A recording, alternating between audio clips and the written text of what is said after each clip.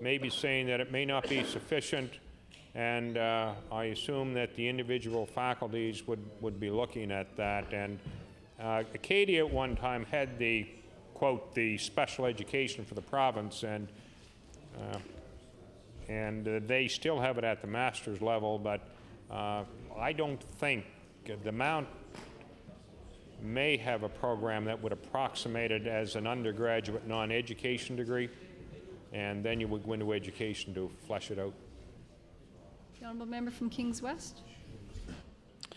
I'm going to share my time with my colleague in a few moments, and however, just to finish off on a couple of probably short questions here, the member from Sackville, Cobequid, raised the budgetary item on facilities repairs and renovation to schools, and that is quite a significant drop this year.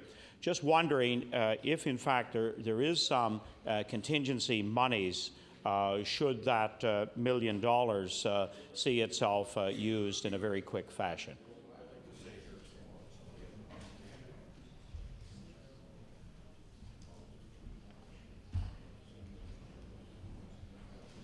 The Honourable Minister of Education. There have been a number of cases, Madam Chair, that have happened. There is no contingency money.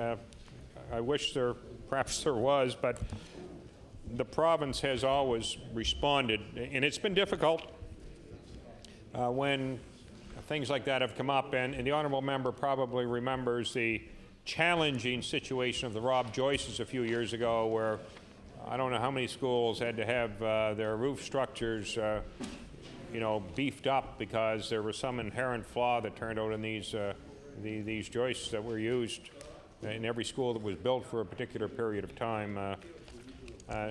No contingency, but we have been able to respond when there has been a need. Honourable member from Kings West.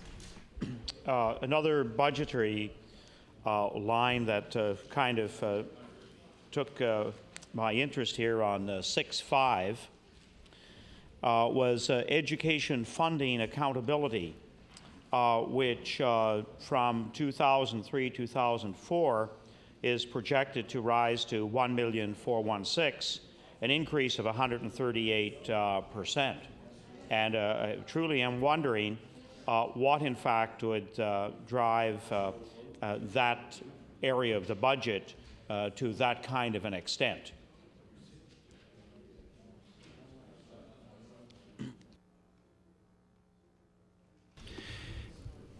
That's on 6.5, education funding accountability, and raises the question about whether questions are being raised about funding accountability. So if I could have a comment from the Minister on that, please. Yes, thank you, Member, for the question. Direct that question now to the Minister of Education. Welcome to the chair. It's nice to be here, Minister. Thank you. Great.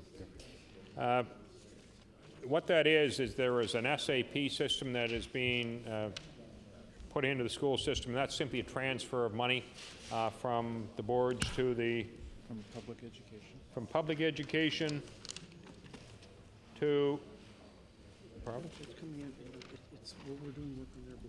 We're doing work on behalf of the boards now. The allocation is not reduced. The money's just transferred because we're doing the work. Thank you, Minister. Recognize the member from Kings West. Oh, excuse me. Well, it's quite appropriate. Thank you for your questioning. And now we'd like to, yes, Minister, on point of order. Or? Just for a little, if the honourable member in response to his last question looks in page 6.9, you'll find that amount where it was transferred. Okay. Thank you. And now I would like to recognize the member from Cape Breton West. Thank you, Mr. Chairman. I would draw to the Minister's attention page 6.8 of the supplementary detail for the estimates. With regards to the Youth Secretariat, I noticed the budget for last year, or for the fiscal year ending, is about $1.8 million, and the projected estimates for the upcoming fiscal year is only $239,000. why the significant decrease in the budget for the Youth Secretariat? Thank you for the question. Recognize the Minister of the Department of Education. Mr. Chair, could I ask him to give me the pages again, because the number that... There's two different, this is PEP going out. Oh, I think I have the answer to it now. Thank you. PEP has been moved to the Department of Economic Development. Thank you, Minister. Recognize the member from Cape Breton West. Can the Minister confirm if the amount of money that's displaced from this budget has been picked up equally with the Department of Economic Development? Thank you for the question. Recognize the Minister of the Department of Education. Mr. Chair, he's going to have to ask that question of the Minister of Economic Development. I know that the money has gone from our budget and been transferred there, but I'm going to kind of look at my colleague. Are you going to nod? You'll have to ask him. Well, the minister is in the room. I don't know, Minister, if you would like, member, if you would like to direct that question to him or not. But if you do, I would allow that. Oh, the minister is shaking his head no. Recognize. Thank you. I would recognize the member from Cape Breton West. I noticed on page 47 of the supplement to the public accounts, there's a line item there for Maritime Life Assurance Company, $1.896 million. Would the minister please indicate what that's for? Thank you, member. Recognize the Minister of the Department of Education.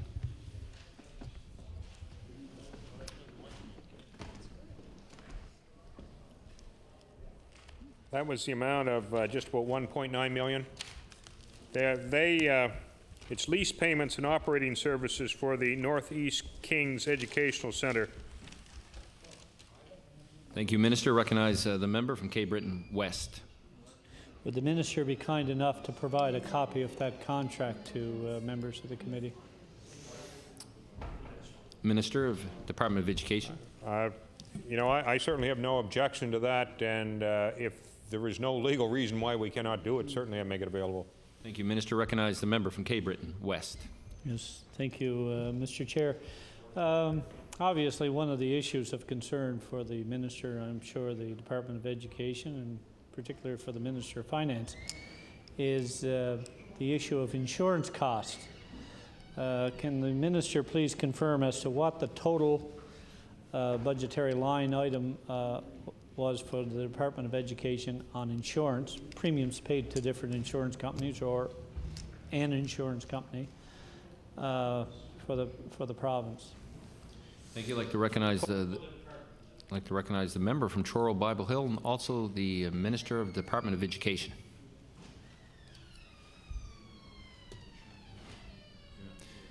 Minister. Mr. Chair, that insurance money would be part of the operational dollars which would have flowed to school boards. So if you're thinking of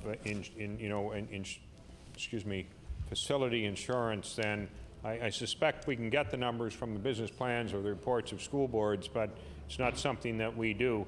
The type of insurance, as you know, the Department of Transportation and Public Works insures sort of the government enterprises, so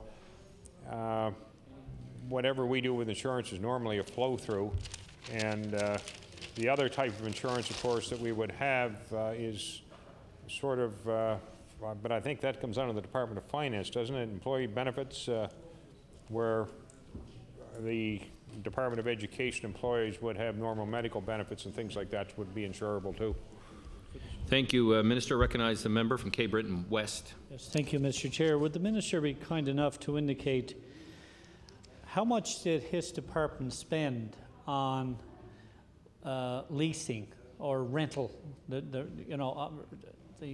rental of office space and alike in the past fiscal year, and how much is he contemplating for the future year?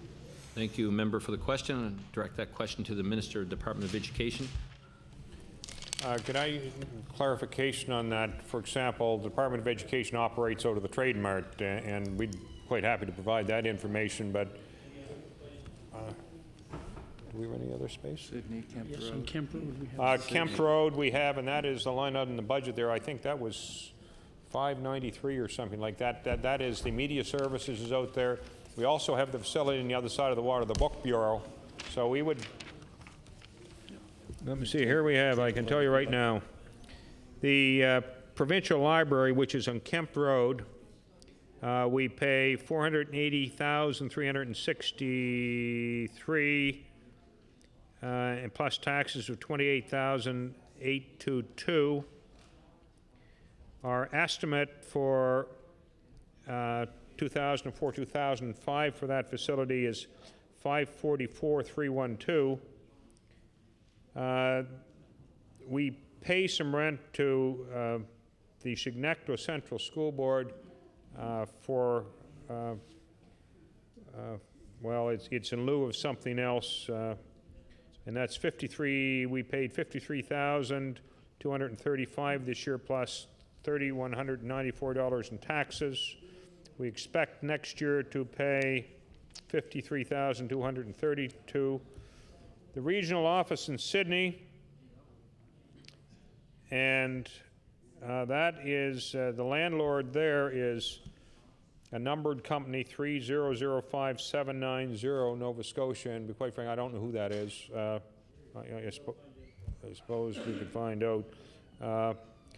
The rent is $100,847, and the taxes are $6,051. We're predicting next year that we would be paying them $104,182. The Trade Mart in Halifax, that's owned by Halifax Developments. Our rent this year was $1,071,087. I'm sorry, $1,071,087, and the tax bill was $66,683. Next year, our estimate is $1,043,523. And I guess we've just signed a new, Lease, how long? 5 years. A new 5-year lease has just been signed for the Trade Mart building, and this must reflect that. So those basically would be the expenses, Chairman. And thank you, Minister. I'd like to recognize at this time the member from Cape Breton West. Thank you, Mr. Chair. How much per square foot is the department paying for that leasehold? Minister of Department of Education. For the Trade Mart? Yes, Minister. I think it's approximately 17. We'll look. I'd have to get that actually. The deputy believes it's around 17 gross or something like that. But we can provide that information. Thank you, Minister. Recognize the member from Cape Breton West. Thank you, Mr. Chairman. How many persons does the department employ or use from Communications Nova Scotia as part of the staff? How many communications officers does the minister's department employ? Thank you for the question. Direct that to the Minister of the Department of Education. Yeah. We have 3 communications officers who belong to Communications Nova Scotia. Thank you, Minister. The member from Cape Breton West. Am I to interpret that the minister is saying he has 3 plus 1? Is that what the minister is saying? That would make 4, I believe, Minister. Is that the question? No, No. He asked how many people belong to. Okay. Yep. We have 3 communications officers that belong to Communications Nova Scotia. In addition, there is a secretary, Contract person. but there is a contract person for skills who's not an employee of Communications Nova Scotia. Thank you. The member from Cape Breton West. Sorry, member. So that is 3 plus 1, that's 4. Thank you. That's basic math. Even under new math, that's still 4. So the minister is saying that he has 4 communications officers, 3 with one title and 1 with a different title. And I noticed the line item here. It shows on page 46 of the supplement to the public accounts that the minister's department is spending upwards of, in round figures, close to $750,000 on communications. Is that for educational brochures, or is it to try and promote the department and what a great job it's doing, or what's the situation here? I'd like to recognize the Minister of the Department of Education. Variety of things, Chair.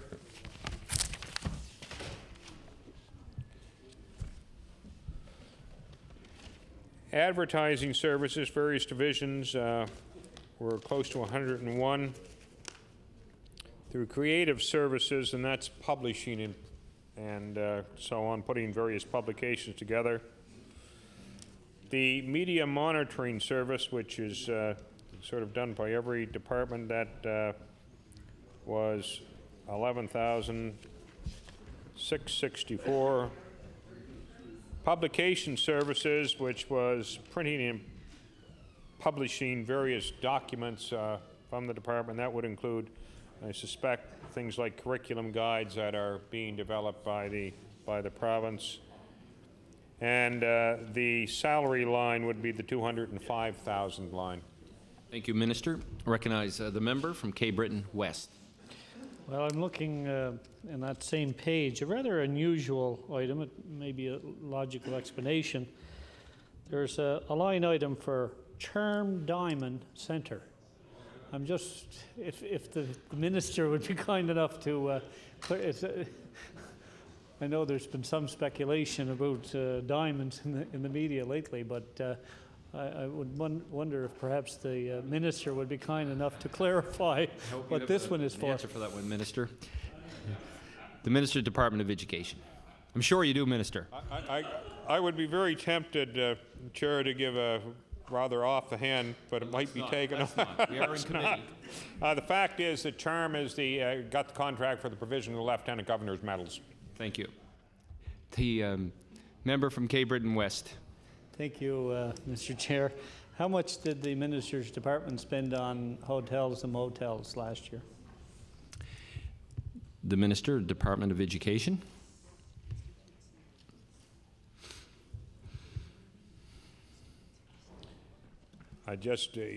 You're talking about including the money that was provided when we had in services and brought people in from the field, so you're looking okay.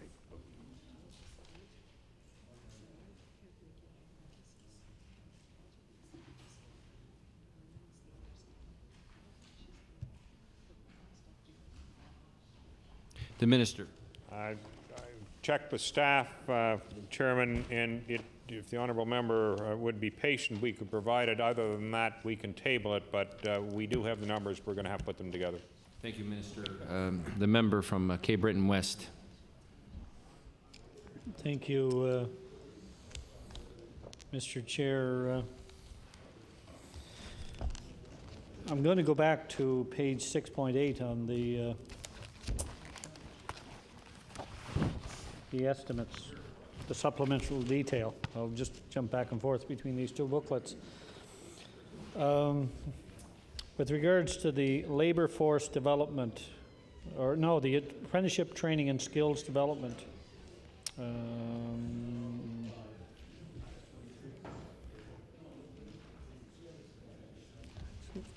line item is that you had?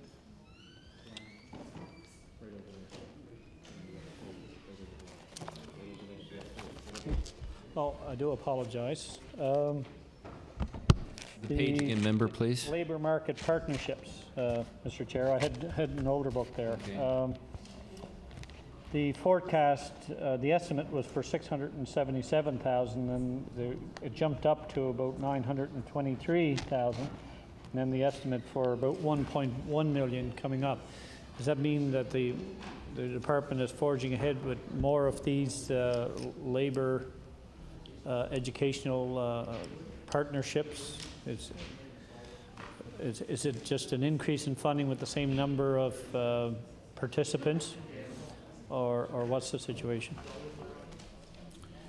Thank you for the question, member. And while we're waiting for the minister, I'd like to inform you that you have just about 6 minutes left to turn, and then we'll recognize the caucus of the NDP. At that time, we'll continue with the estimates.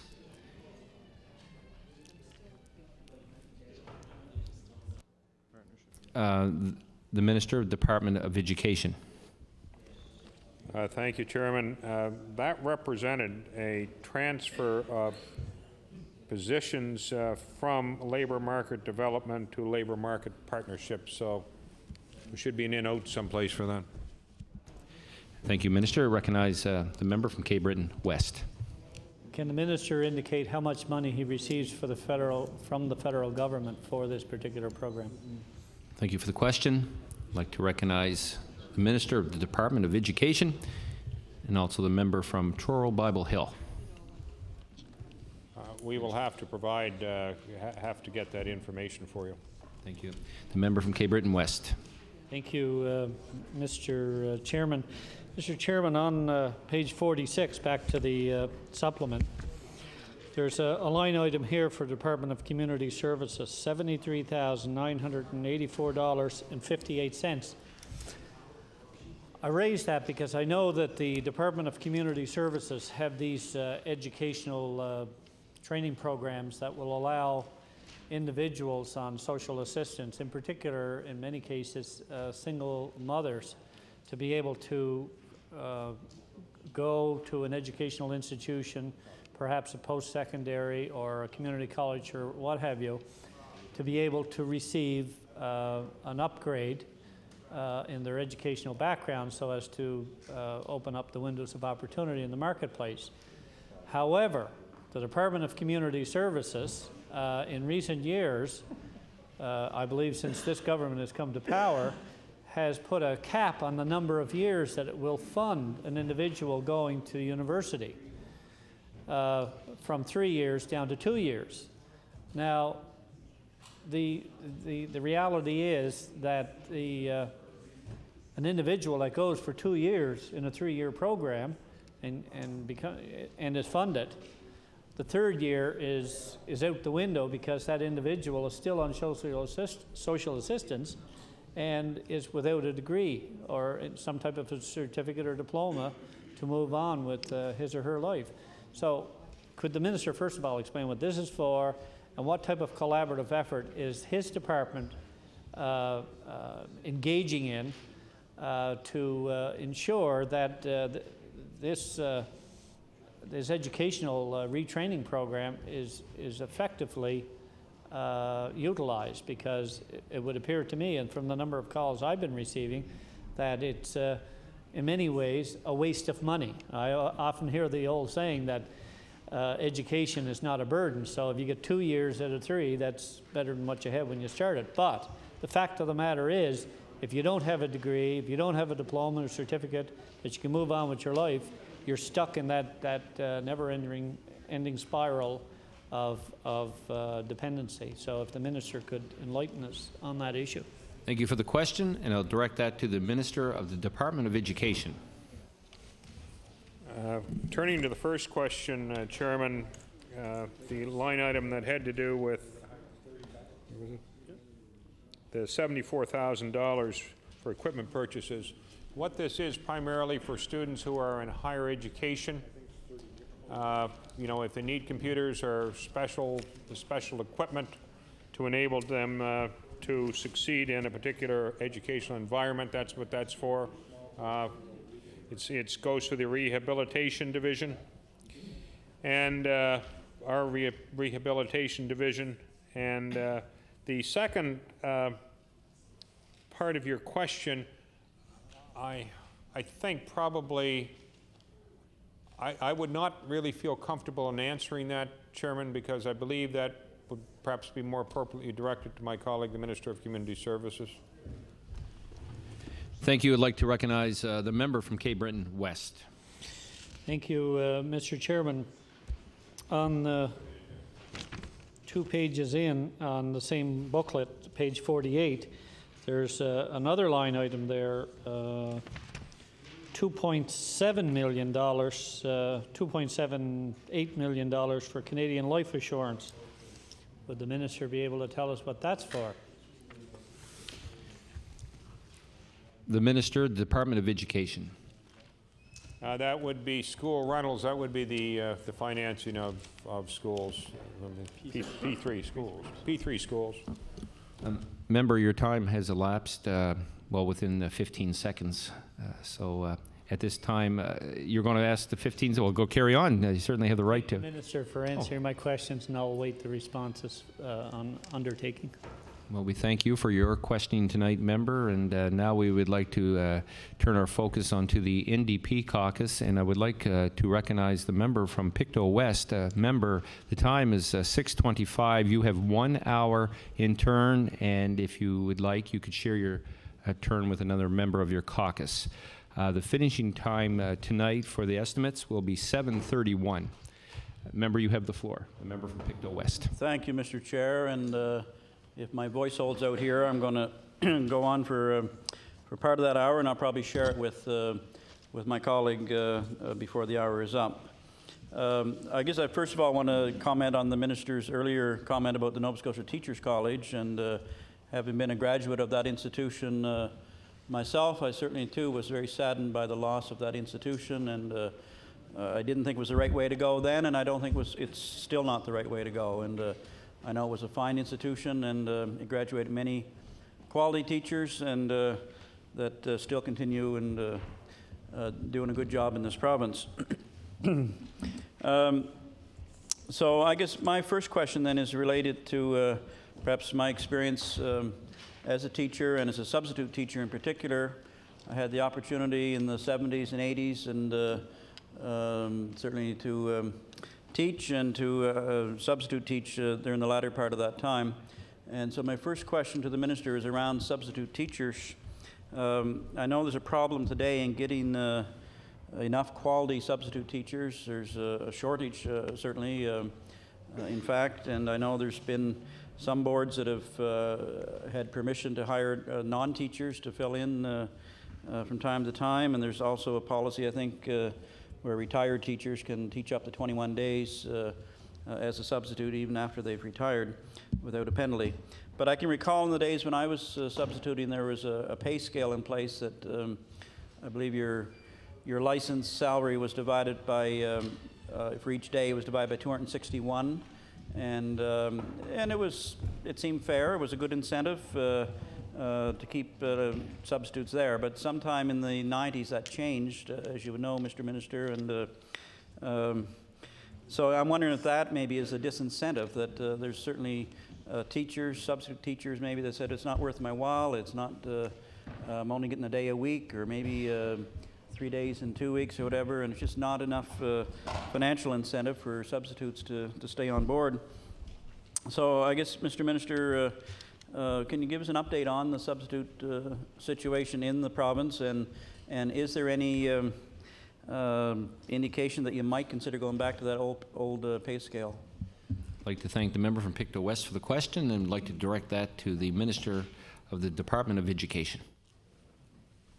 The salary for substitute teachers, of course, is part of the agreement between the Nova Scotia Teachers Union and the government, and some number of years ago, I believe it was the Nova Scotia Teachers Union in line of bargaining, and I think it was one of those tight years, to be quite frank, Mr. Chair, and somebody may correct me, I suppose the honourable member from Kings West might, because I think he would have been there in those days, is that when it came down to the crunch, the decision was made to, with the limited resources that were available, that there would be more go to the people who were full-time in the system rather than the substitutes. And I think if somebody wants to disagree with me in that, I'd be changed, but I see some nods, so I think that may have been the situation.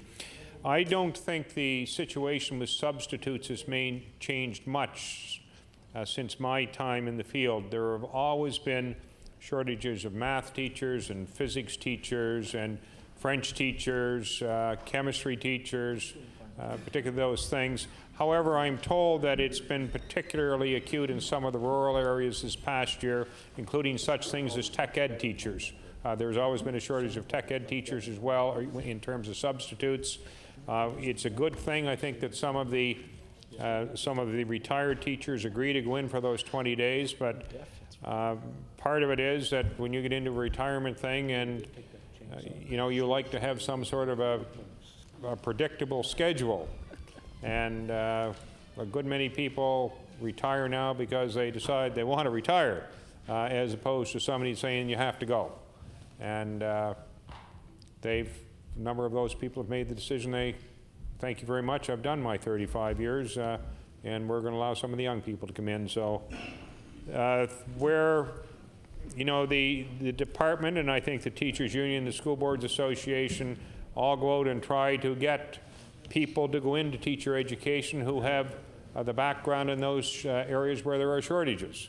And one of the unfortunate things perhaps is that quite often if a person has got a real strong background in physics, there might be other people besides people in education coming to look for those folks. And so we're in a competitive market, and you know, all teachers get paid the same. Thank you, Minister. I'd like to recognize now the member from Pictou West. Well, that's true. All the substitute teachers are getting paid the same, but certainly teachers in general are getting paid according to their license. But it just it seemed like when there was the pay scale of 1/261, that there wasn't a shortage of substitutes. But now, since the pay scale went back to $100 a day and 110, I think it's somewhere around $125 a day now, is it?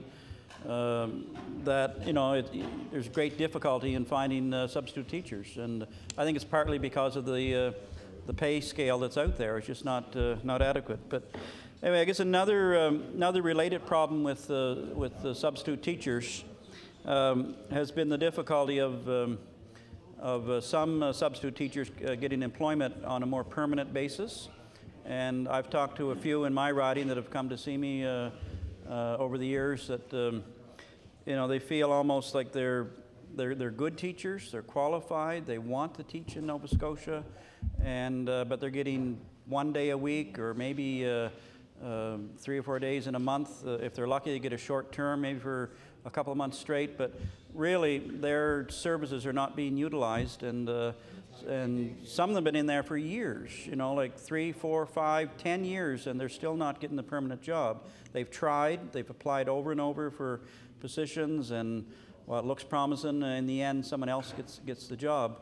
And eventually, some of them give up or leaving the profession, going on to work somewhere else in the province at another type of job, or maybe they're leaving to go to another province or another country to get a job in the teaching field.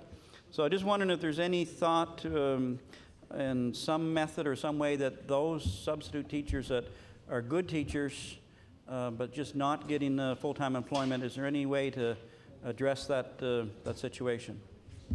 Thank you for the question, member, and I'll direct that question to the Minister of the Department of Education.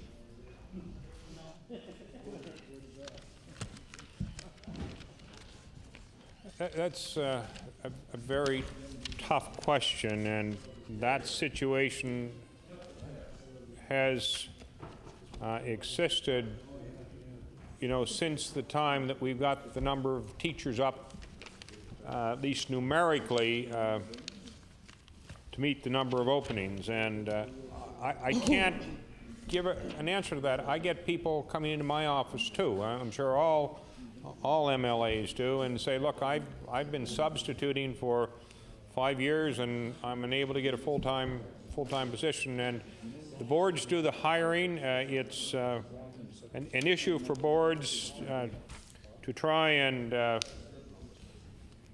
match qualifications and experience with the openings, and I don't know. I mean, I can remember there used to be teachers who were fairly fairly rigid in the geography where they would accept a job, and of course, if you have a partner, that makes the mobility all more difficult.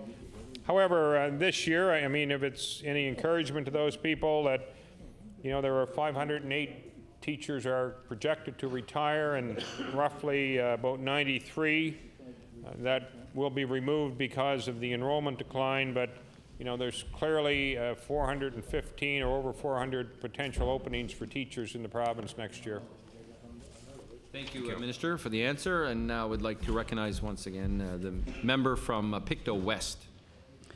Okay, thank you, Mr. Chair. And certainly it is a serious problem, that substitute issue of long-term substitutes who just can't seem to get employment in this province. Like I said, they either move on to another field of endeavor or they move out of province to, and it's a loss really to Nova Scotia. I think there's just some good quality teachers that are being lost to the system here in this province. I want to move on to another question, Mr. Chair, and it revolves around school board funding. And I saw your announcement or in the local paper here on the weekend that there's going to be Mr. Bill Hogg, I guess, is going to be hired to study the whole issue of school board funding. And as you know, Mr. Minister, that has been a concern in our neck of the woods. Both yourself and I have been apprised of this situation on a number of occasions, and I'm sure you're going to continue to hear about it. And but the Chignecto Central School Board, in particular, I'm talking about, and so I'm glad to see that there's some action being taken here on your department's behalf to at least look at the issue and see if some way of fairness can be brought to the whole issue of school board funding, because school boards are different around the province. Some are big, some are small. Certainly when your geography is large, you have a much more cost for busing. Some school boards are in larger declining enrollments than others, and there's other pressures around the cost of new schools. They're more expensive for air quality control. There's a problem with square footage. Some boards have excess square footage, some just don't have enough. So there's a lot of factors. And so I think this is positive, certainly to hear that you've taken that initiative. But I'm just wondering, in light of that, what are the factors? What type of criteria will you be looking at? Who will you be talking to get input? And when is Mr. Hogg's job going to start? Thank you for the question. The Minister of the Department of Education. I think the honourable member, there are a number of us in the House would, including his colleague from Hants East, that we do understand that there has been,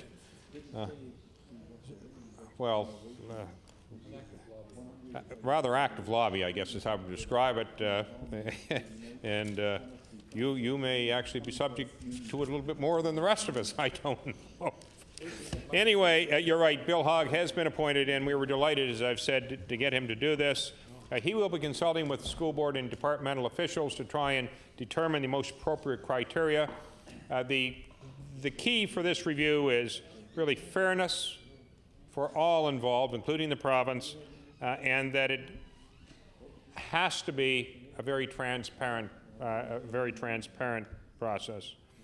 It will recognize, it's got to, as you know, the honourable member has talked about differences among the school boards and the geography in Nova Scotia. That has to be a part of it. And, you know, what we're looking for is equity. You know,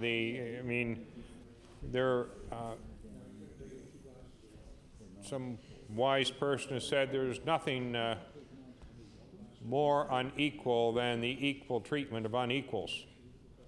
So anyway, I think Mr. Hogg will have that as a principle when he begins his deliberations. Now, timeline, we hope to have the report by November.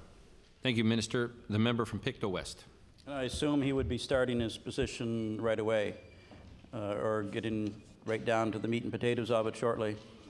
I would hope, anyway. But by November, then you'll have a report to act upon and see if the formula is unfair. It does seem in the Chignecto Central's board position, I know they've been facing a large possible deficit. They're struggling with that right now, and certainly geography stands out as one of the big differences between that board and some others, and declining enrollments that is affected on that, busing costs and so on. You didn't actually, I don't think, mention the exact criteria. I've mentioned 3 or 4 of them, but is there any others that perhaps I'm overlooking, or what other factors will be considered in a study? Thank you for the question. The Minister, Department of Education. Your first question, Mr. Hogg he's already met with the deputy, and he will be meeting with the director of, well, the gentleman on my left. I'm not entirely sure what his title is, but he runs the administration area, the corporate service unit in the department. Anyway, he will be doing that, but the criteria will be developed in consultation with the affected people. So, you've mentioned those. Mr. Hogg will be meeting with them. They're going to have to come up with criteria. I can't give them to you because, they're going to come from the consultative process. Thank you, Minister. Recognize the member from Pictou West. Well, just one further question on that then is, if the report comes in by November of this year, is it expected then that, would there be any changes in this particular school board budget year, or like in the government's budget year before the end of next March, or would it be in the following year before any recommendations might be implemented? Thank you for the question. Recognize the Minister. There is no provision for anything in the 04-05 year. We do recognize that basically the go forward, when we get the report, initial report from Mr. Hogg, it will also go back out to partners for their review and comment. But we are providing. We don't think we can probably get that formula fully in place for 05, 06, but we are expecting to have a transition plan in place so that where there are real severe needs, that they won't have to live with them another year. But the full thing, I don't know whether it would be possible to roll it out in time for the budget process next year or not. Probably not. Pictou West. Thank you, Mr. Chair. Okay, well, we'll wait with good hope that the equity issue will be addressed so that every student in the province of Nova Scotia will have the chance for quality education, and that all boards will have a chance, maybe under a fluctuating funding formula, to be treated fairly.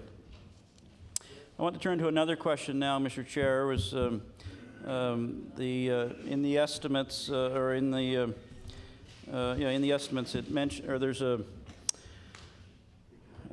capital improvements or major capital improvements. There's certainly less money being slotted for that.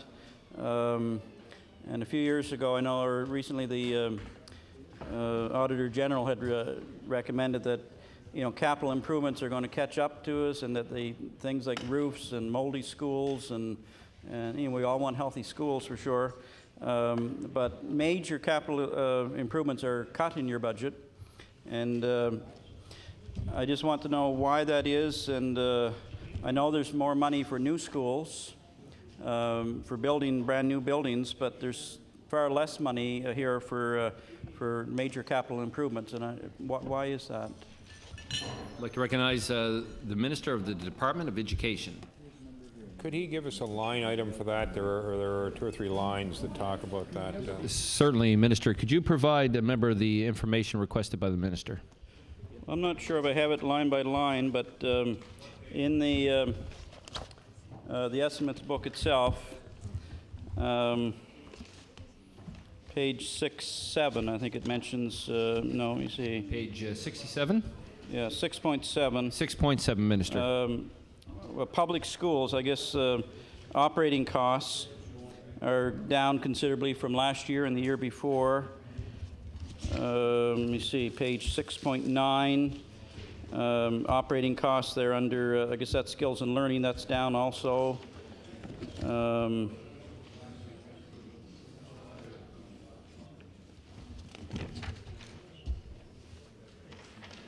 Maybe I just can't find it here, but I'd seen it somewhere that certainly major capital improvements have been cut, and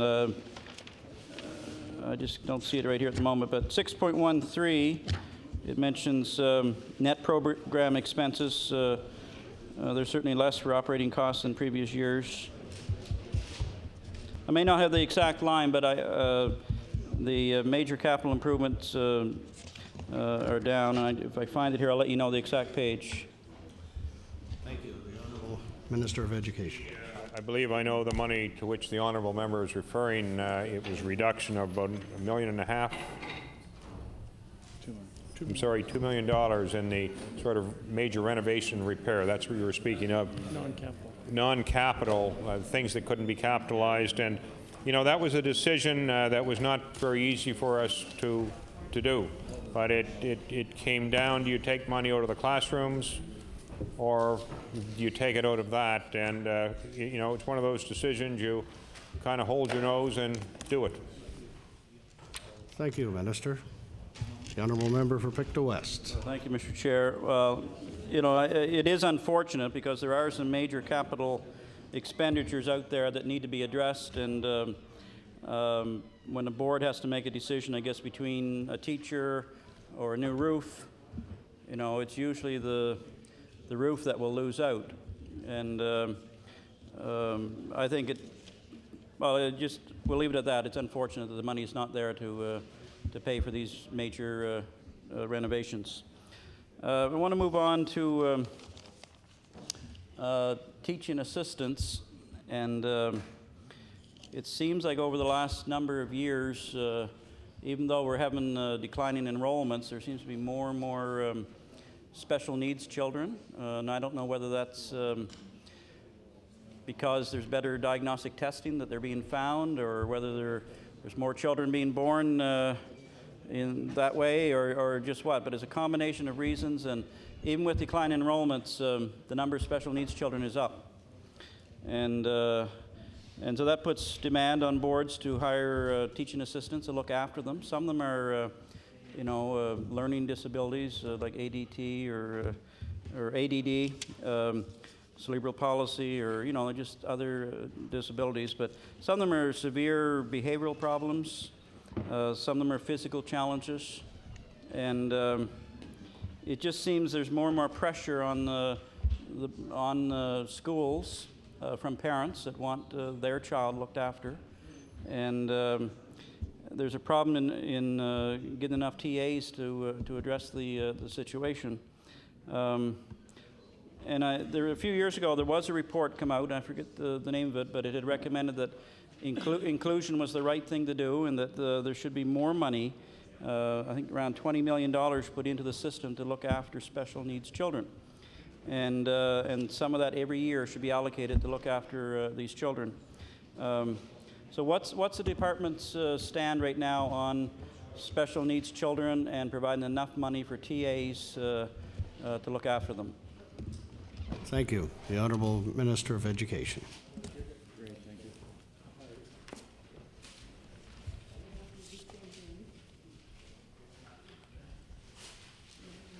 Thank you. And let me welcome, I believe it is the fourth chair as of today, so not much staying power among those chair people that we have. The issue, that the honourable member raises is a very serious one. And I know that it's been at least, I've heard more from Chignecto Central than I have from the other boards, but that may be because I live there too. But the numbers of program assistants has gone up and up, and I think we now have about 1,700 program assistants, whereas 5 years ago, 110% less. we wouldn't have had half that many. And so that, in terms of special education or special education funding, it seems to be that more and more of that money is going for that individual person to help a single student in the classroom. Now, having said that, the province commits considerable money to special education. but the boards also contribute money over and above that. One of the other things that has been difficult, and it's a good thing, I guess. You know, one time we didn't have very many of these program assistants or teaching assistants, and I think depending on which board or maybe even which school you go to, you're going to get a different name for a person sort of who has the same responsibility. Is some of the boards, maybe them all now, whereas people did not need any particular qualification to do that job, now they require they have to go to community college or somebody else, and they are trained people. I mean, it's, and of course, when the more people are trained, the more it costs to employ them. So it's not only that we have a greater number, we've got a more highly trained workforce, and costs reflect that. So the students benefit. I kind of look at the TA situation as I understand it. It's kind of like some of the other people, my colleague who does transportation, we just aren't going to be able to afford to fix all the roads that need them, and certainly there will always, the demand for teacher assistants, I expect, will continue to be greater than the supply or the resource that enables teacher assistants to be hired. Thank you, Minister. The honourable member for Pictou West. Thank you, Mr. Chair. It certainly is a challenge out there. There's no question about that, and it's a bigger and bigger challenge every year. And again, because more children are being identified, or just what? Maybe more children are living that maybe may not have in the past, but certainly the costs are way up for this special field. And I'd mentioned earlier the study that was done a couple of years ago. $20 million was recommended at that time, or I think it was plus 20 million plus, I believe it was. It was recommended for special education that should go into the system right away. And I'm sorry I don't have the name of that study, but it was all around inclusion in the classroom, and it seemed like the right thing to do. But does the department have any plans to follow the recommendations of that study and actually put more money into special needs education? Thank you. The Honourable Minister of Education. Yes, Mr. Chair, the department's acting on all 34 of the recommendations that were in that special education report, and now our ability to respond as fully as we would like to respond and boards would like us to respond, of course, is limited. But we do give this year, I think it's $48 million in targeted funding for special education, and in addition, we put in more $2.5 million through Learning for Life to increase professional support services to help students with special needs. And if you remember the budget line, we had another $1 million in that, sort of the Struggling Readers Program. We've invested money into the Reading Recovery Program, and now every school board in the province has a Reading Recovery Program. And as I think I commented in here, the boards around the province recognized that HRM was the last board without a Reading Recovery Program, and basically they allowed the money that was available last year to be totally channeled, virtually totally channeled to HRM, or at least the Halifax Regional School Board. I guess we give what we can. We'd like to give more. If you take a look at if we had a graph of the expenditure increases over the course of time, the government's commitment to this, cannot be challenged. Just like other things that, there is a reasonable commitment, and then there is a commitment that everybody who would like to have, which in some ways is, it's just not possible. Thank you, Minister. We'll recognize the member for Pictou West. Well, I'm going to close my portion here, Mr. Chair. I do thank the Minister for his answers, and I'm going to share my time now with the member from Dartmouth. Thank you. Thank you, member. I'll recognize the member for Dartmouth North. East. Wait now. Dartmouth East. Dartmouth East. Thank you, Mr. Chair. Mr. Chair, I have to say, a few short years ago, I didn't expect that I'd be standing here facing the Minister of Education, because my history is really as a community activist and volunteer within my school system. And I started out helping out in the classrooms when my oldest son now, who's 23, started out in school. I did all the things that the other moms were doing, like the ice cream socials to raise money for books for the library, running the spring fair, and then getting on to the home and school. I became president of the Home and School Association, and certainly I have seen firsthand what this government and the government before it have done to our education system in this province. And as one school board member that's on the board now said to me the other day, and I'll probably get called out of order on this, she said, if you cut anything else, it's criminal. And this is somebody that cares deeply about children and youth in the system. I continue to hear stories from parents, even though I'm not on the school board anymore, about the issues that their children face in the system. And I have to agree that the cuts, they can't continue at this level. We've got to eventually start investing in education in this province.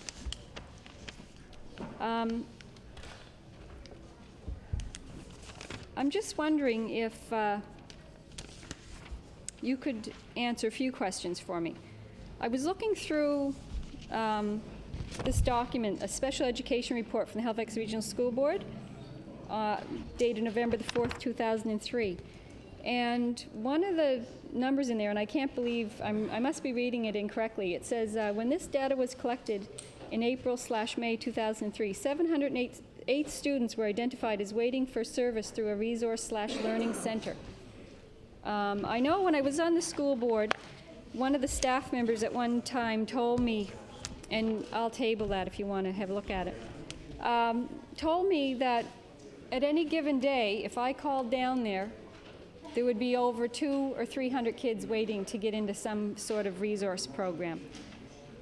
So I'd like to take a few minutes.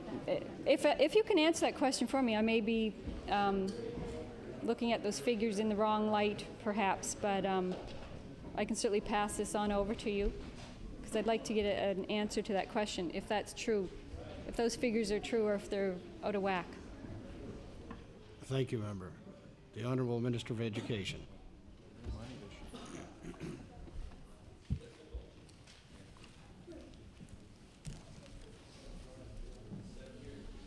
I thank the honourable member for the question, and I'm delighted to see a parent activist joining in this debate. However, I do want to begin by making one thing perfectly clear, that there have been no cuts in education.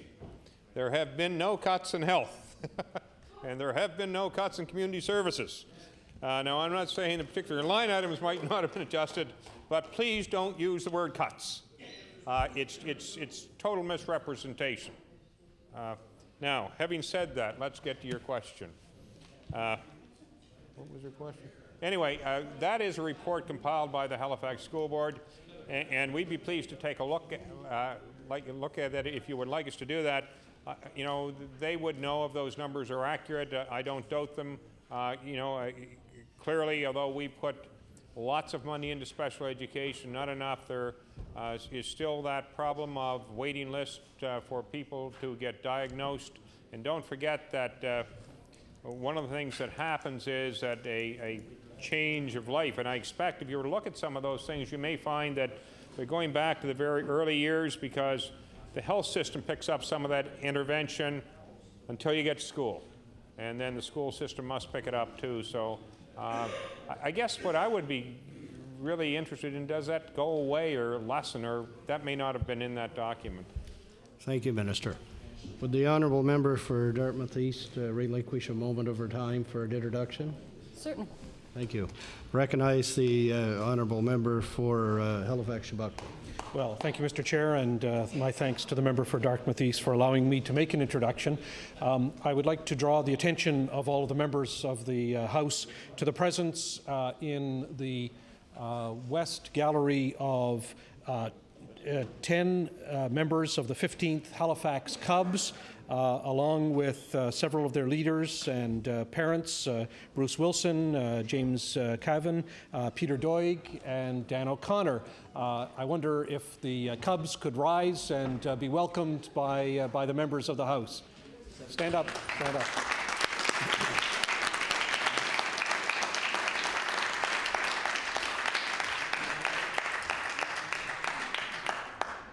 Indeed, welcome to all viewers from our gallery today. The honourable member for Dartmouth East. Thank you, Mr. Chair.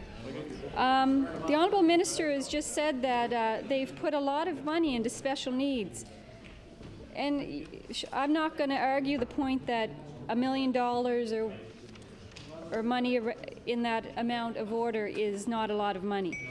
However, I'll throw out an example of the Halifax Regional School Board, and I hope you won't berate me, as you did, I believe, some other MLAs in here earlier today when we talk about something that is close to us or that we have dealt with on a personal level, because I believe, the people that I represent want me to talk about things in my neighborhood, in my constituency, and the things that I have more information on. I'd like to have all the information on every school board across the province, but unfortunately I don't have all that information. I will, however, say that the government does provide approximately $17 million for special needs resources within the Halifax Regional School Board. Unfortunately, it costs the Halifax Regional School Board approximately $40 million to provide the services that they are providing today to these children. And this is not the level of service that they want to provide. They want to provide even more service than this. And some of the programs that they're offering the students with special needs some of the students' needs are, autism, attention deficit disorder, various learning disabilities, speech problems, and there's physical limitations. And this requires a lot of resources.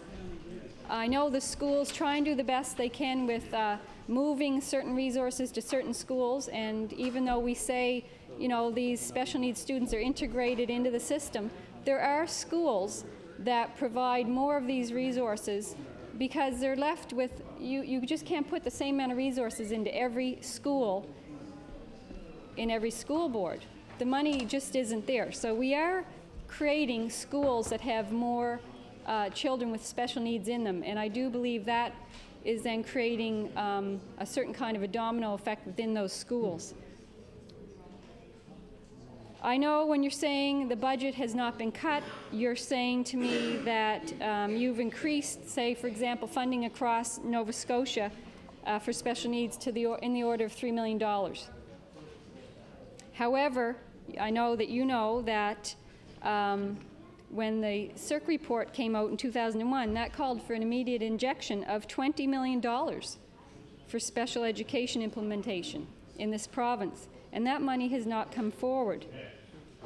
Another report that has not received the funding that it needs was the Black Report in 1993, and I know you've invested $500,000 this year, but that still leaves around $3.5 million to implement that. I'd like to know, in your opinion, what is going to happen to the students, not just in the Halifax Regional School Board, but across this province that need these resources, and if a report was done, and a lot of work went into this report, and a lot of public consultation with teachers, staff, everybody that deals with education, and they're saying you need an influx of $20 million there, what is going to happen to these children in our school system? what can you do for these children? Are you going to work out a long-range plan? Maybe this year you don't have the money, but is there some sort of, I'd like to hear, there's some sort of a plan for the future for these children that need these services. And then again, I go back to the 708 students, and I'm just hoping that number, is incorrect in some way. Thank you. Thank you, member. The Honourable Minister of Education. The issue of funding students whose needs are special is a real problem, and I thank the honourable member for bringing it up. Clearly, in the Halifax School Board, where they, have what, about 40% of the population? 47%. They have 40% of the school population. Then, when you look at numbers, clearly their need is greater than other boards. However, proportionately, it probably is not.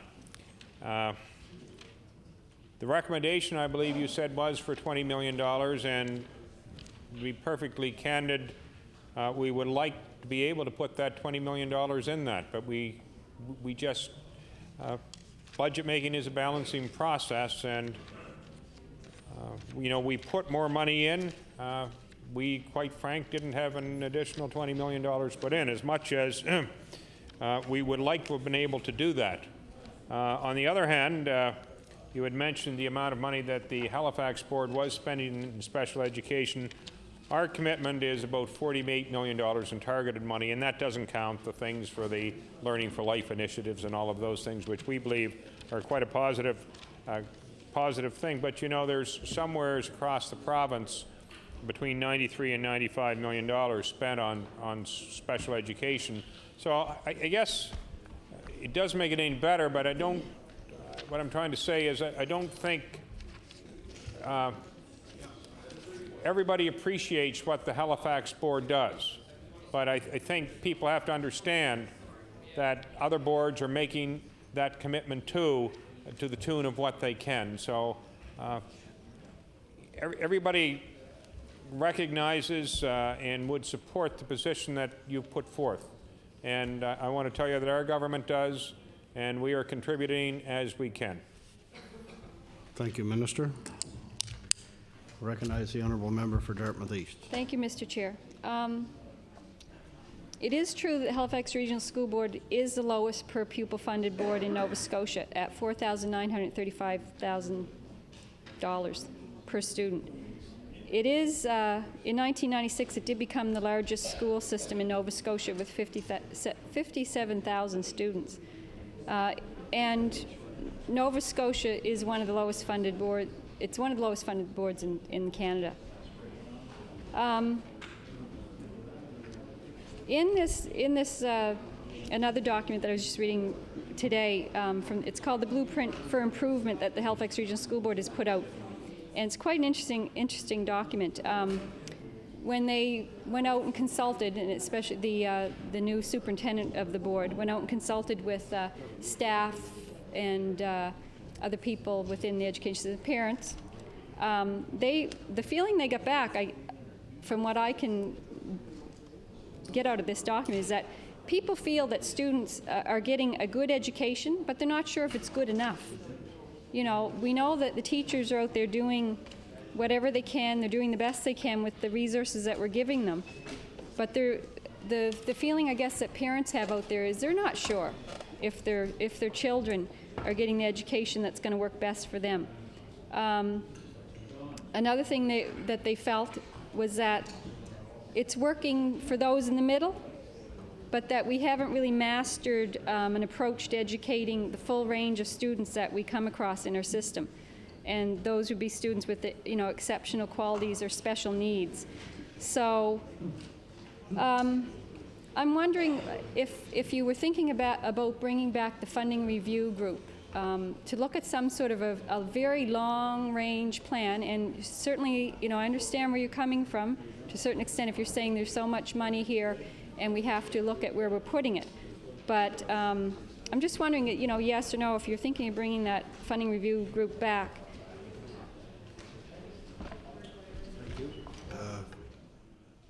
Honourable Honorable Minister of Education.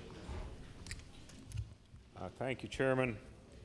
The department consults with boards every year to try and determine what types of pressures they're going to face. So, for example, one of the real things that costs a lot of money in Nova Scotia is how much it's going to cost for fuel for the schools next year. And so, believe it or not, those who sit down and do this thing try and predict some sort of price on the cost of fuel. The amount of money that is available for school boards, and you know, we have a very good education system here in Nova Scotia. Could it be better? Sure it can. I think everybody who is involved at any level of education in the province is trying to go up. I don't think anybody's trying to stay flat or trying to go backwards. I just don't know anybody that is. And some of the initiatives that the department has taken in terms of accountability and so we can compare ourselves to other jurisdictions, or the achievement of our students to other jurisdictions and across our own province. You know, I think the public wants those things, these accountability measures, and they may be uncomfortable a little bit, but people do want them. You've raised the issue of a review of how boards are funded. Now, you mentioned Halifax having the lowest per pupil funding, and one of the things with Halifax HRM and the type of funding is you just can't look at the per pupil number because, you know, I think it's, 30% of the Halifax students are bused and 90% are bused in the Strait or someplace, and your schools are larger, so the larger the school, presumably the more cost-effective an operation is. However, the department has engaged a gentleman by the name of Bill Hogg to review the funding formula for schools. He will be commencing very, very soon. School boards will be consulted in the development of the criteria for his study. I expect to have a preliminary report back by November, which will then go out to the partners for their review, with a final report hopefully very early in the year 2005. I don't think we're going to be able to get whatever is recommended and agreed upon necessarily fully enhanced or fully in place in 2005, 2006, but we expect to have transition funds. If there are things we really have to deal with, you know, change probably is going to have to take place over time. So we have to have a transition plan to see that we end up where we want to be. A stable change over time. Thank you, Minister. I'll recognize the honourable member for Dartmouth East. You just mentioned Mr. Hogg? Yes. He's coming on as in some type of capacity there. Is he going to be looking at the facilities, or is he just looking at strictly educational, or is he looking at all of that in relation, education and our facilities? Because I want to talk about deferred maintenance and. Thank you. The Honourable Minister of Education. He'll be looking at really everything that affects the cost of an educational system and those things that you mentioned. And really what is one of his main challenges is going to be to make recommendations about how money should be allocated. I mean, I think most of the things that you've mentioned are already considered in a formula. I know certainly they used to be. But it's really the allocation, you know, how money can be allocated. One of the things that he won't be able to do, which I expect that we'd like to be able to react to, is that most of these reports that we get always say, and you mentioned the term $20 million, or you mentioned something else for the Black report and the library report, and all of these things all come with a price tag, and they're looking at where optimally we would like to be, but he won't be involved in that. He's going to be more concerned with the allocation of the money that is available. Thank you, Minister. The Honourable Member for Dartmouth East. Well, we'll speak about the deferred maintenance a bit. And I know all the boards across the province are in dire straits when it comes to repairing or making renovations to their facilities. And a lot of things just aren't getting done. We're not replacing windows. There's safety standards to be brought in line with stairways, this sort of thing, elevators. Painting is not being done in the schools. You're getting, a little bit, if there's any painting being done at all, it's in the front lobby so that, people, when they enter the school, they have some sort of a feeling that they're in a nice place. But the classrooms are just, it's ridiculous, the state of our classrooms. And this is where our students have to sit all day long and in this kind of environment where nothing is being fixed. The grounds are a mess. If not for the parents, we wouldn't have any playgrounds in this province right now.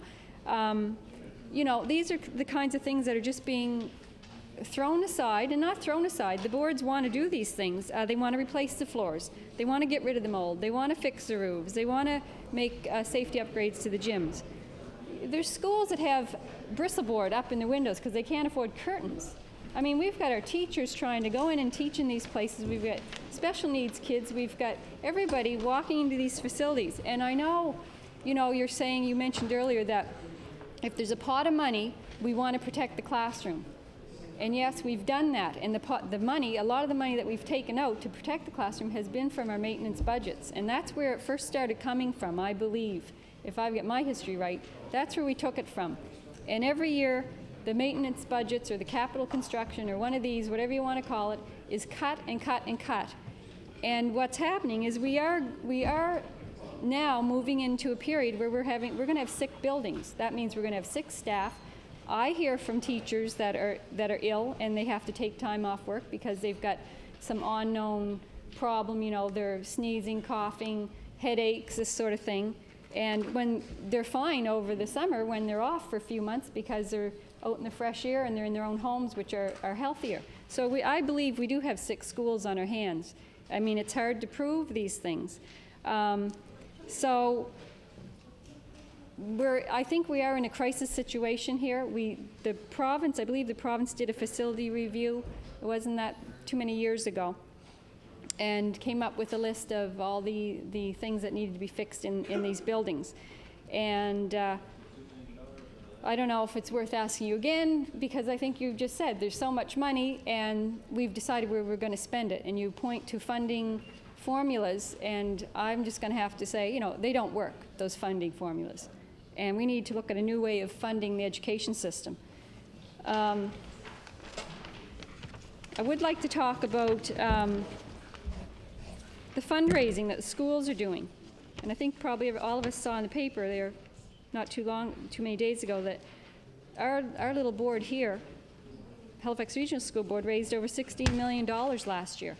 I mean, I have to wonder if our parents in our communities were not out there raising this kind of money, I don't know where we would be now. We're in a bad state of affairs when, we've got to send out our kids selling chocolate bars, selling this, selling that. And believe me, I know, I've done it, been there firsthand and been involved with it all. But that can only go so far, and I think we're stretching everything to the limit. With this fundraising, it does take time. I know firsthand it takes time out of the classroom. The teachers are involved in this fundraising. And I'll tell you another thing it does. It makes have and have-not schools. Because believe me, there's schools, and you can look at that list that was in the paper, there's schools that are making a heck of a lot more money fundraising than other schools. And we've got to find some way to bring our school system into some sort of a level playing field. We've got the P3 schools, we've got the user fees now coming online. Well, we're not going to have user fees. Or are we? Because the boards are going to be allowed to charge for things that they're going to incur cost on. They're going to have to charge for equipment that's lost or damaged. They're going to have to charge for, they can charge, I guess, for electricity, the lighting, whatever. The janitors aren't going to come in there and work for free on the weekends. They're going to have, be paid for 4 hours minimum. So, I just, and some of the things that these fundraising groups, that operate out of our schools are purchasing, it used to be the fun stuff that they purchased. It was like, let's go on a school trip. Great. Everybody can get behind that. But now, we're fundraising to buy library books. And not all the schools can fundraise at the same level. And some schools have more library books than others. That's just one example. I remember when I first started out fundraising in my son's school, It was just when we were starting to get computers in the school. And there was a big, argument between parents. Should we, the parents, be going out and buying computers for the school? Because if we go out and buy them, is the board going to buy them for us? Because if they know we can buy them, are we going to be down at the bottom of the list when it comes around again, full circle? Right. And that's the way it works in the school boards. There's just a little list of names in the schools, and you might wait 4 years, 5 years, 6 years, whatever, to get computers. So a lot of the fundraising money goes directly into the classroom. And I'm talking classroom supplies, that the teachers have control over this money. And like I said before, we would not have a playground today if it was not for these groups of parents fundraising. And thank God we have communities that back our children up. I'd like to go on and talk a little bit about the combination that we have when we look at education and the relation of education to our healthcare system. Recently, the Dartmouth Community Health Board did their yearly review, and even as far back as 2002, they were making the connection between issues that our youth are facing as far as, accessing nutritional information and parental support in the school system.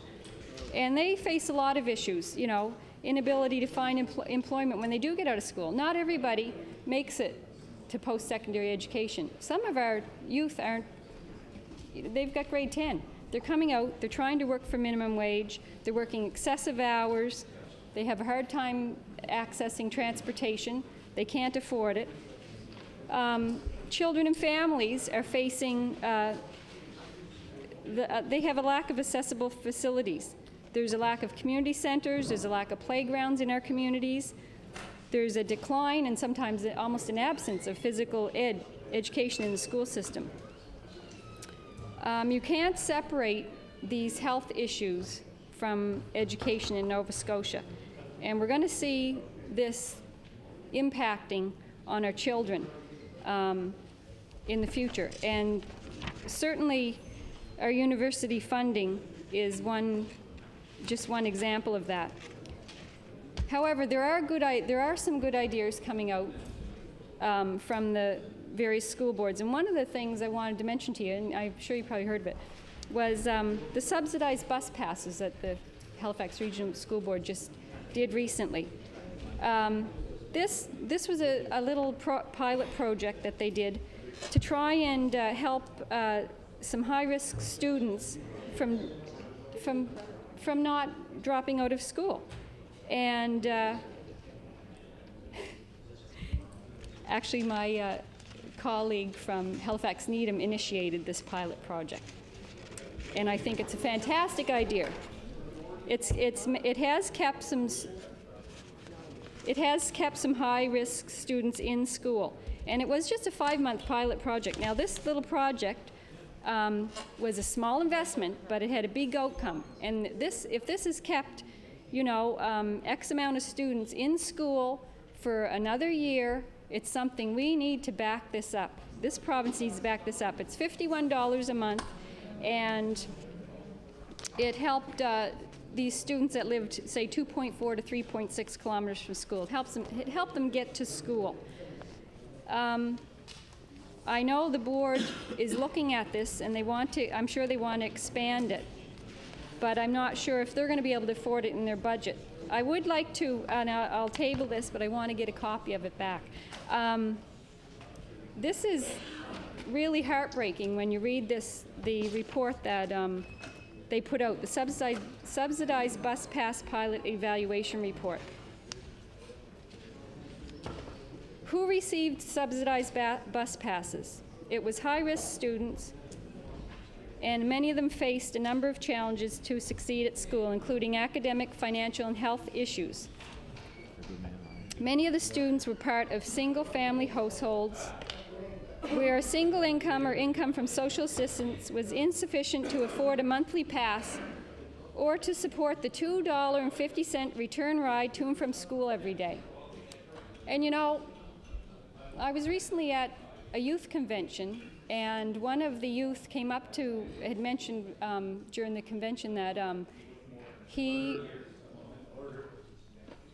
Honourable member for Dartmouth East has the floor. Thank you, Mr. Chair. This youth goes to Cole Harbour District High School, and he lives in Eastern Passage. And there's a library at Cole Harbour High School, but there's a library next door. But in order for him to get home, he has to get on that bus that the board provides, correct, to get home to Eastern Passage.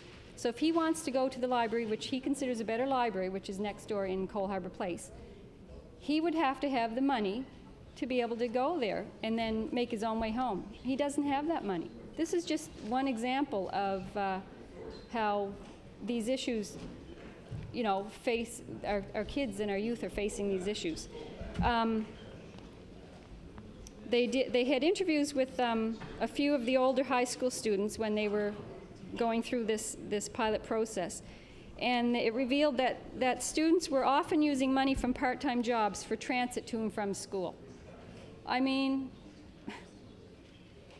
there were reasons listed for requesting subsidized bus passes.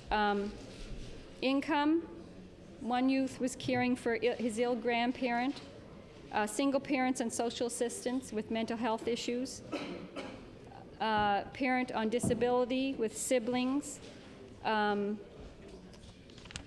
There was one single parent with 6 kids at home. The list goes on. I mean, it's heartbreaking to know that there's things like that are keeping our students from getting an education. So, when we're looking at funding, that's just another example of something. When you're making a funding formula, you have to look at all these other issues that impact our students and the way they learn, or if they can even get to school to learn. So I'm going to ask a question. Did you know about that? And I'm sure you did. But is there any way you can offer the board, and it would be through the transportation budget, is there any way you can offer the board and other boards too, because I'm sure this would be a great thing for the other boards to do, offer them some funding to be able to provide that service? Order. The time has expired for the NDP caucus. Perhaps I'll recognize the honourable member for Kings West. I would have to say that maybe this is one of the greatest acts of kindness I've seen since I entered the House. That is the member from Dartmouth North realizing the minister is fading a little bit, so she spoke for 20 minutes or so and gave him a little break here. But then again, of course, they've already decided how they're voting on the budget, so I guess that could be another factor as well. Anyway, I'd like to ask the minister to finish off this evening with the possibility of the amendment to the Education Act that will permit schools and school boards not to charge for the use of facilities of children up to the age of 21, basically school children. I'm wondering if this goes through during the spring session of the legislature, is there provision in the budget to accommodate the expenses that indeed will be incurred when schools are given free of charge to children in this province? Mr. Minister. Thank you for that. The Honourable Minister of Education. Thank you very much. And I think what you're going to find is that the situation is not a whole lot different than it was in many of the constituencies, and there were members in here who spoke of, I think your colleague from Cape Breton West was one who spoke of how schools used to operate. There is still provision there if the board is not really being asked to subsidize anything except rent. And so if they have to pay a janitor and the janitor has to come in to do that, then the group would be asked to pay that expense, but they wouldn't be paying a rent charge. And I don't, there's really not too many places that you're going to find that, regardless of who it is, that somebody absorbs the cost for a non-school group. The honourable member for Kings West.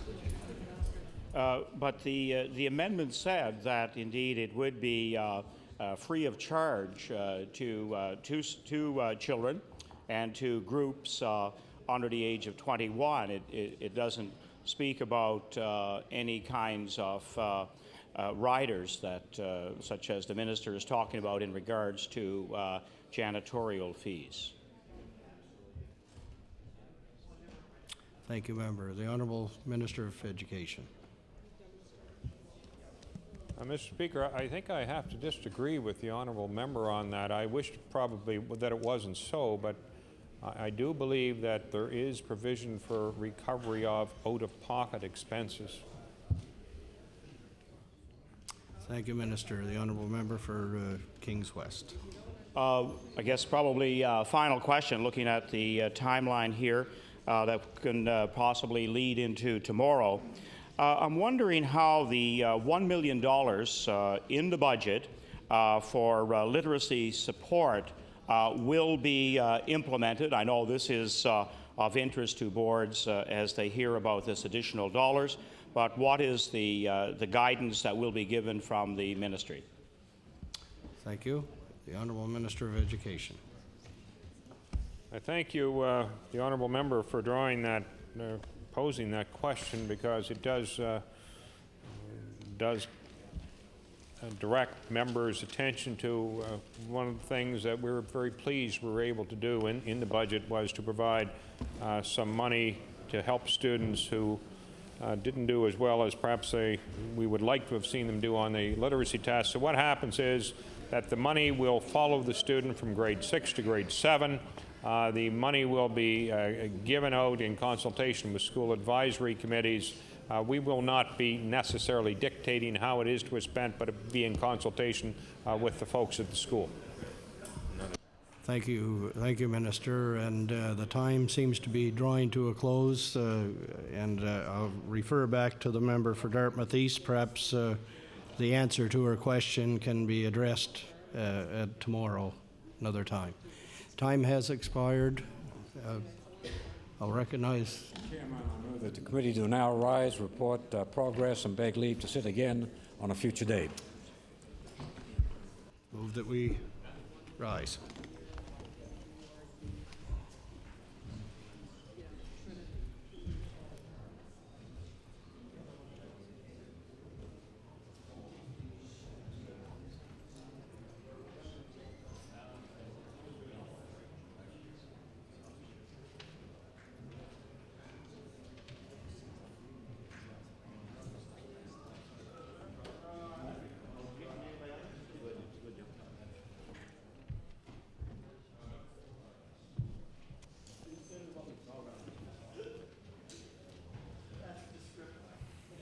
Chairman on the Committee on the Whole House and Supply reports. Committee has met, made progress, and begs leave to sit again. Agreed? The Honourable Government House Leader on Government Business. Please call the order of business public bills for second reading. Public bills for second reading. Speaker, would you please call Bill number 62, the Financial Measures 2004 Act.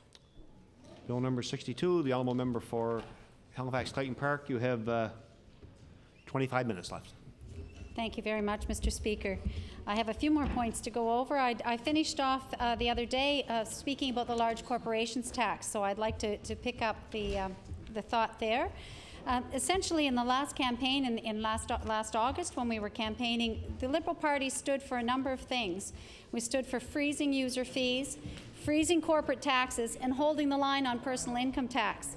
And what we see in the budget, and again brought into the Financial Measures Act, are increases in user fees and new taxes by $12 million, increased corporate taxes amounting to $17.5 million, and finally, a grudging reality check for the government where the tax cut has been reversed for all but the lowest tax bracket.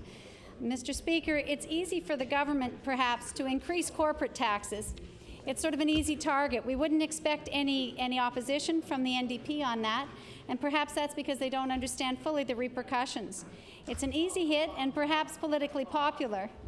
but it is a job killer. The tax will not help government achieve its surplus in the long run, because what we need to do are grow jobs. We need to spur the economy. Another part of this Financial Measures Act is the introduction of a new tax bracket for Nova Scotia. We've added a fourth bracket, and that bracket kicks in at $93,000. Now, New Brunswick has a similar fourth bracket, but theirs, which was introduced some time ago, is considerably higher. And I think it's $104,000 at which it kicks in, which is $11,000 higher than the rate that we've chosen.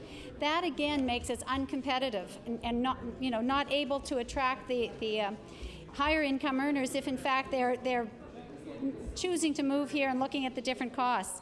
So I really think that although $93,000 sounds like an awful lot of money, and there are not a lot of people that fall into that bracket, these are the sort of people that we need in Nova Scotia, because they are the people who are creating wealth, who are filling very important professions, people like doctors that we need to attract to the province. And it is ironic that having just settled with a wage increase for the doctors, we've now gone forward and taxed that bracket even higher. So I think that has been pointed out by the Nova Scotia Medical Society. So looking at those tax brackets, in every case, just comparing ourselves to the closest. Okay. Order, please. Now, member Halifax Clayton Park to the floor. Thank you, Mr. Speaker. Just comparing ourselves to our closest neighbor in New Brunswick, in every one of those brackets, tax brackets, we have considerably lower brackets, which means that our people are paying higher taxes overall, and that is most accentuated at the top level at this new fourth bracket. But in every case, our thresholds are lower, and our basic credits are also the lowest in Canada. And it brings us back to a much discussed element of the lack of indexation on our tax brackets. And we are one of the very few places that doesn't have that indexed and in concert with what the federal government is doing. And that means that over time, all of us are having our taxes increase through an erosion brought about by inflation. Because we're not allowed to keep pace with the inflationary value, we're paying higher taxes on those dollars. And so even for those few people, or many people, I'm sorry, who have been able to retain the 10% tax cut, where they're declaring income of $29,500 or less, slowly but surely over time, they will lose that benefit because of the fact that inflation will erode it every year. So low-income Nova Scotians are not being protected from inflation, and that means that over time this tax cut will be lost completely. And that's something that many people would not realize. Mr. Speaker, government members have been congratulating themselves on how well they've listened to Nova Scotians about the priorities of health and education. But I have to wonder out loud during this time where the Tories were last summer when they mistakenly thought that Nova Scotians cared more about an unaffordable tax cut than they did about the real priority of health.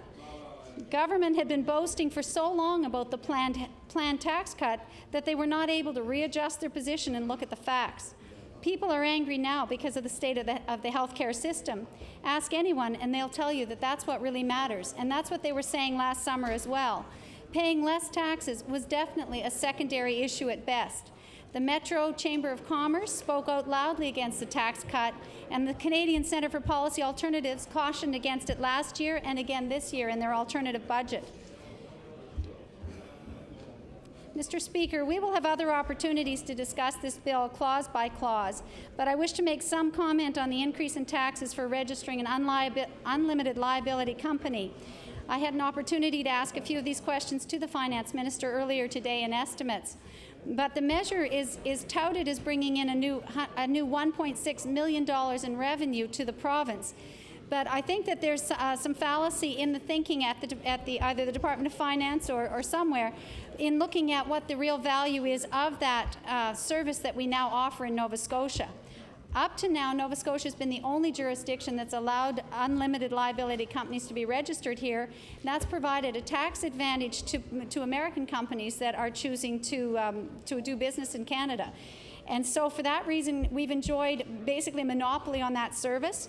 And over the years, since 1994, when we began to offer this, the numbers have picked up dramatically about 97 when the tax advantage became realized.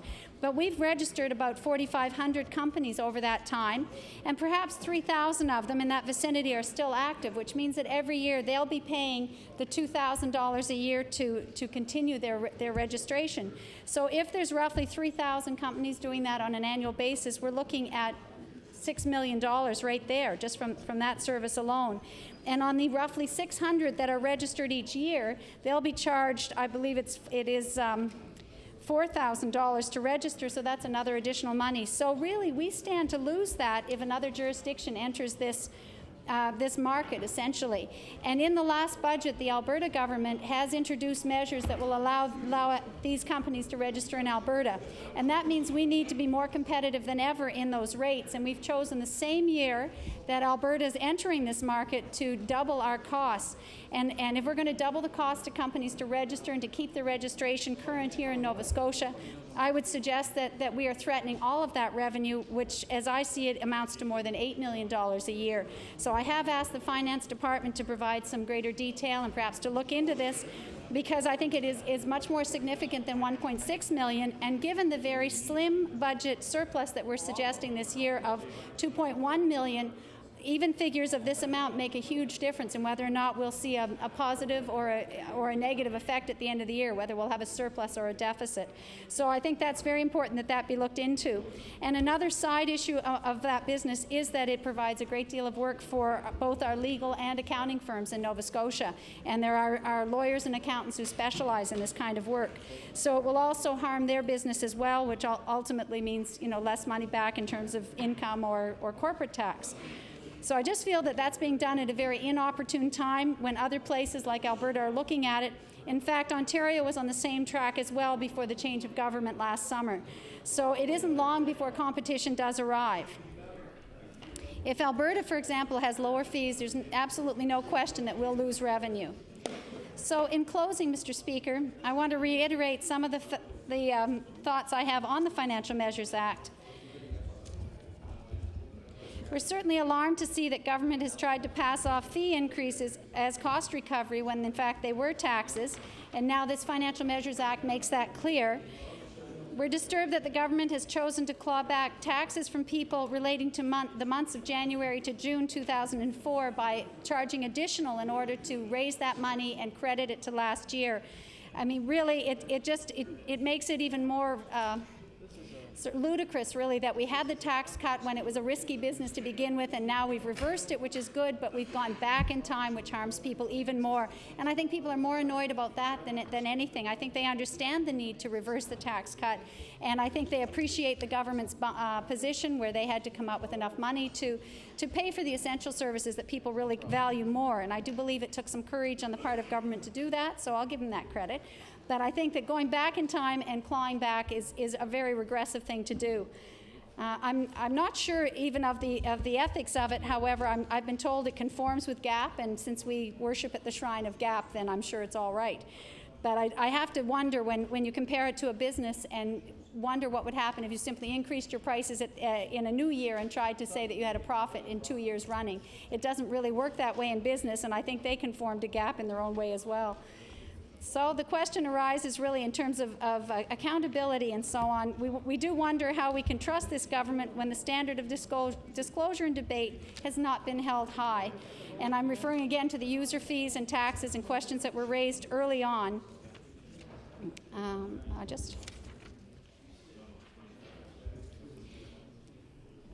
We are concerned that the debt management plan is unreachable, and I've referred to that somewhat on my previous occasion to talk on this bill, but that it really is designed to get this government past the current spring session.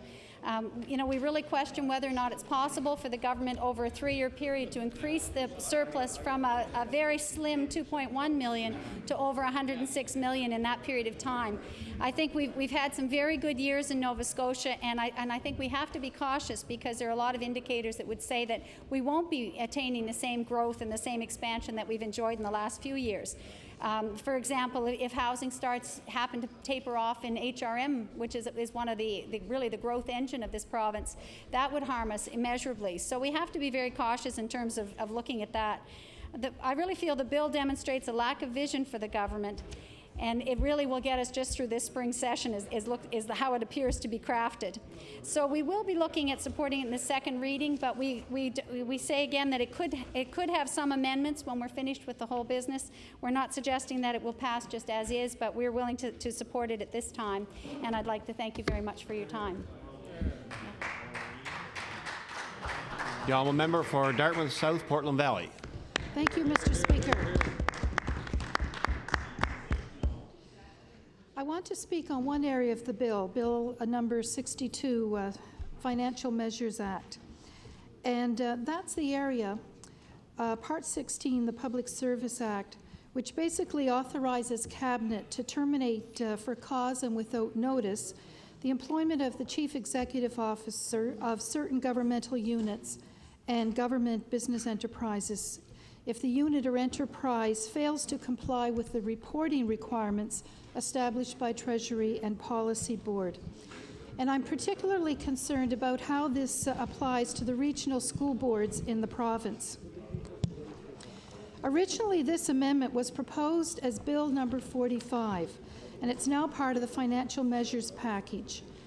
And it applies to a long list of what are usually referred to as government service organizations, school boards, commissions, funds, councils, etc., all receiving provincial funding. I have concern about including the regional school boards in this measure because they are a fourth level of government. Getting fully elected school boards in this province was a long, hard battle, and I have serious concerns about any legislation which undermines their authority and responsibility. I was part of that struggle in the 70s and 80s to achieve fully elected status, and it happened in two stages. In fact, Dartmouth had the honor of having the elections for the first partially elected school board in the province in 1978, and I was one of the first four partially or fully elected school board members. You might be interested to know that the other elected members during that election were John Savage, Betty Ross, and Pat Brownlow, all who at different times in their career had affiliations with different parties in this legislature. Sydney's elections were soon after, and the rest of the province went in 1979 and 1980. These partially elected school boards, you might remember, were 1/3 directly elected, 1/3 appointed by the municipal councils, and in many cases were the aldermen and councillors, and 1/3 were provincial appointments. And fully elected boards were not implemented until 1991. One of the early forms of collective action and responsibility in Nova Scotia was setting up public schools under boards of trustees. Many early settlers wanted educational institutions that were in the control of the community and not the church or government. And the principle of keeping control in the community and keeping it as close to the people as possible has been an important concept in Canadian history. You fully recognize that education is not a federal responsibility, it's a provincial responsibility. And few citizens question the need for provincial standards, coordination, funding, which is the responsibility of the provincial government. However, the local boards of trustees evolved into school boards and have remained the community decision maker. The role of school boards has been seriously undermined, in my view, by a series of government actions which included increasingly larger amalgamations, and another challenge has been the lack of funding control, leading to underfunding of school boards in this province.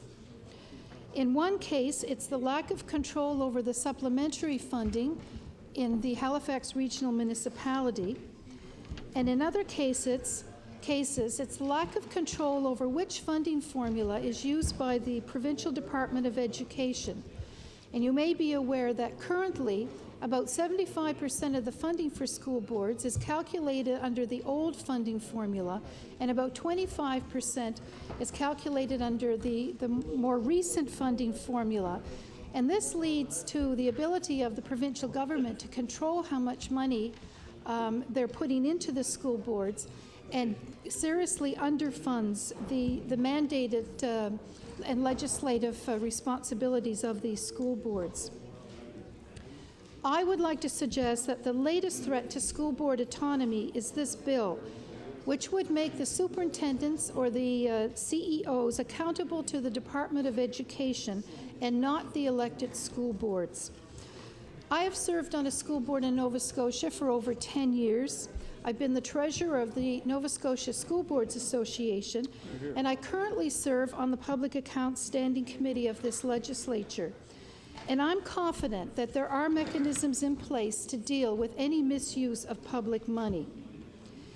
Those accountability measures include the School Board Finance Committee's annual local audits, financial reporting to the Department of Education, and audits through the Office of the Provincial Auditor General. It's interesting to note that many of the school boards have not been audited by the Office of the Provincial Auditor General in the last 5 years, and the reason for this is underfunding of the Auditor General's office. In fact, about 37% of entities receiving provincial funds have not been audited by the Auditor General in the last 5 years. And the plea of this office to have their staffing requirements raised to the same level that they had in the early 1990s seems to remain unheard. They need 6 more staff to bring them up to those staffing levels from 1992. And if they had it, they would then be able to audit entities receiving provincial funding within the nationally accepted standard of 5 years. The government seems to instead have chosen an unnecessary power grab from the school boards. And so I feel that if they better funded the Office of the Auditor General, that this might better protect the provincial taxpayer, which was the stated intent of this section of the bill. The last concern I have about including school boards in this bill is the possibility of intimidation. This also applies to the other entities that would be covered by the legislation. CEOs would be very nervous about sharing with their boards and commissions legitimate concerns about provincial underfunding or views and priorities that were not shared by the party in power. If the purpose of these clauses is to increase transparency, responsibility, and accountability as it relates to financial decision-making, there are much better ways of achieving those objectives than the threat of being fired for missing a reporting deadline. I will support the Financial Measures Act in order to bring it to law amendments, but there are serious implications in this section which need to be reconsidered. Thank you, Mr. Speaker. Thank you. Recognized honourable member for Cape Breton South. Thank you very much, Mr. Speaker. Mr. Speaker, quite unexpectedly, it's a pleasure for me to get up and speak on the Financial Measures Act. That's right. However, it is a pleasure for me to be able to join this debate on the Financial Measures Act. And Mr. Speaker, it's been said more than once that this is an omnibus bill, but I'd like to refer to it as an ominous bill, Mr. Speaker. Although this bill enables government to implement a large number of mostly unrelated financial measures, and some of which are not related to finances at all. An example of that, Mr. Speaker, would be that this bill includes everything from a debt retirement fund to a change in the governance structure of the South Shore, Tri-County, and Strait District boards. It's important for members, Mr. Speaker, on the government side to recognize that once the budget that's before this House now passes, if it does, Mr. Speaker, the government is certainly not out of the woods. Mr. Speaker, if anything is hidden in the budget that is not disclosed by government during estimates, we will get a second crack at this bill, and so I urge governing members to take this in consideration when being probed on the estimates, particularly the cabinet ministers involved. Mr. Speaker, and this bill represents an admission by the government. It means on a simple level that some of the 506 fees announced earlier were in fact taxes and not user fees, which the government has certainly made public in the past week or so, that they were changing the term, finally changing the term user fees to taxes, something we've been calling them for over 2 years of this government now. The government quite regularly were bringing in so-called user fees and saying, well, no, this is not a tax. This is just something we have to take from the pockets of the people of Nova Scotia because it's a service they should be paying for. Well, all of a sudden, they're all taxes now.